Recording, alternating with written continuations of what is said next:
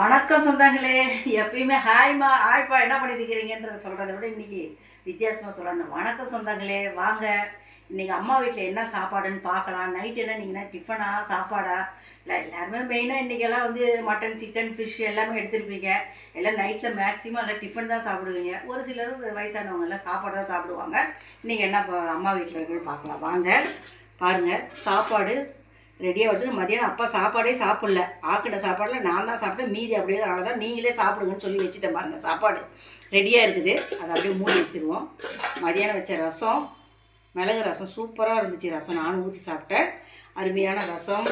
இன்றைக்கி பாருங்கள், எங்கள் பொண்ணு மாலதி வீட்டில் வந்து பிரியாணி, ஜீரக சம்பா அரிசியில் பிரியாணி செஞ்சு 2 முட்டையை வச்சு இந்நேரத்துக்கு வந்து கொடுத்து விட்ருக்கா. மதியானம் செஞ்ச சிக்கன் அதெல்லாம் வறுத்து போட்டு அரைச்சி வச்சு சிக்கன் குழம்பு கிரேவி சூப்பராக இருக்குமா. இது நல்லா அருமையாக இருக்குது. இங்கே பாருங்க, சட்னி. இப்போ என்னென்னா அப்பா என்னன்னாங்க, எனக்கு வேர்க்கடலை சட்னி அரைச்சி கொடு, நான் சாப்பிட்ணும் ஆசையாக இருக்குதுன்னா இப்போ வேர்க்கடலை சட்னி அரைச்சிருக்கேன். 2வது வெங்காய பச்சடியும் போட்டு கொடுத்துட்ருக்கா.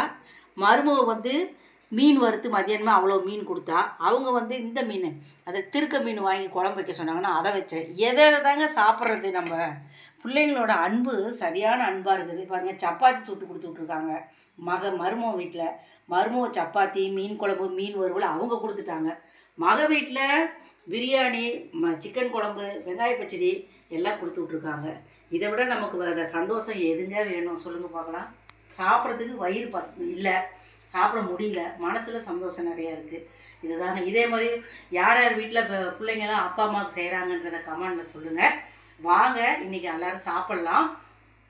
இன்றைக்கி வந்து பிறந்தநாள் திருமணம் உள்ளவங்களுக்கு வாழ்த்து. நீ வந்து ஒரு உறவுகள் சொன்னாங்க, நான் பேர் எனக்கு தெரியலப்பா. அவங்களுக்கு இன்றைக்கி பிறந்தநாள் வாழ்த்துக்கள் சொல்கிறேன். ஹாப்பி பர்த்டே, பல்லாண்டு பல்லாண்டு 11 ஆண்டு நீ மனசார இது நல்லபடியாக சந்தோஷமாக இருக்கணும். நம்ம மனசார தாத்தாவும் பாட்டியும் ஆசீர்வாதம் பண்ணுறோம். இன்றைக்கி அம்மா வீட்டில் இதுதான் சாப்பாடு. உங்கள் வீட்டில் என்னங்க கமெண்ட் சொல்லுங்கள். ஓகேங்க, பாய்ங்க.